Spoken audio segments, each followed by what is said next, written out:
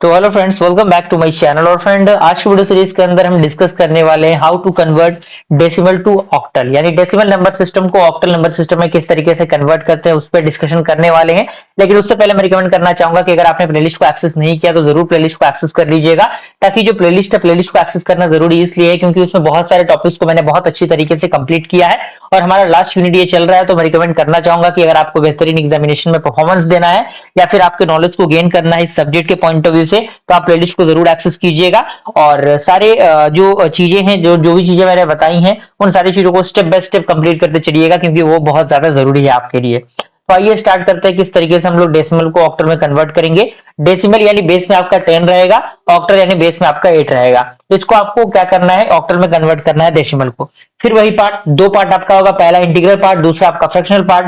For the integral part, अगर आपने conversion number 2 देखा होगा जिसमें 2 नंबर पे हमने कह सकते हैं कि डेसिमल को बाइनरी में कन्वर्ट करना मैंने बताया था, उसमें भी यही कंसेप्ट अप्लाई था। यहाँ पे क्या था, यहाँ पे सिंपल सा क्या था, वहां पे हम लोग 2 से डिवाइड कर रहे थे, लेकिन यहाँ पे बेस में 8 है तो हम क्या करेंगे, 8 से डिवाइड करेंगे। यानी इंटीग्रल पार्ट कितना है, 303 दिया हुआ है, तो 303 को हम लोग क्या करेंगे, 8 से डिवाइड करेंगे तो कहीं ना कहीं 37 आएगा। और ये 37 हम इसमें माइनस करेंगे तो उसके अकॉर्डिंग जो रिमाइंडर हमें मिलेगा वो कितना मिलेगा, 7 मिलेगा। फिर हम क्या करेंगे, 8 को 37 से डिवाइड करेंगे तो यहाँ पे कितना आएगा, 8 4 जा कितना होता है, 32 होता है, तो 5 आपका रिमाइंडर बचेगा। अब यहाँ पे 4 तो की कोई भी नंबर से कैंसिल आउट होगा नहीं, तो हम क्या करते हैं, नीचे से ऊपर की तरफ जाते हैं और उस नंबर को लिख देते हैं उसके इक्वल। तो यहाँ भी 303 और डेसिमल आपका ये रहेगा, और उसके लिए जो वैल्यू होगा वो कितना होगा ऑक्टल में, 457, यानी ये 4 5 और 7 आपका क्या होगा, वो वैल्यू रहेगा फॉर द 303 के लिए इंटीग्रल पार्ट में।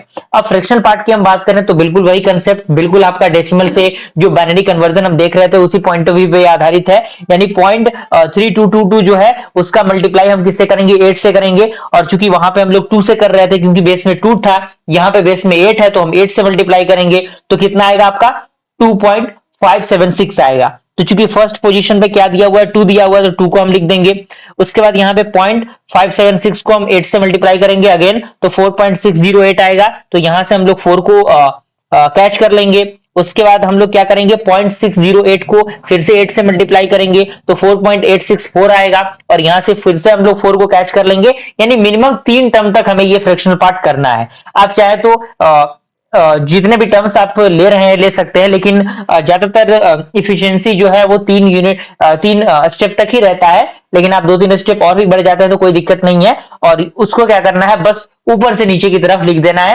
तो यानी आपका जो 0.322 आपका जो डेसिमल है उसको अगर हम ऑक्टल में कन्वर्ट करेंगे तो वो लगभग 0.244678 के अप्रोक्स आएगा। अब कुछ नहीं करना, इन दोनों वैल्यूज को ऐड कर देना है तो आपका जो फाइनल रिजल्ट आएगा for the value of decimal, तो उसके लिए जो ऑक्टल होगा वो क्या होगा, 457.24467। ये आपका क्या है, डेसिमल से ऑक्टल का कन्वर्जन है। तो ये प्रैक्टिस पे आपके डिपेंड करेगा, जितना ज्यादा प्रैक्टिस करेंगे उतना ज्यादा आपके लिए फायदेमंद रहेगा। और ज्यादा से ज्यादा प्रैक्टिस करिए और कोशिश कीजिए कि एक स्पेसिफिक पॉइंट ऑफ व्यू से आप इन चीजों को सॉल्व करें।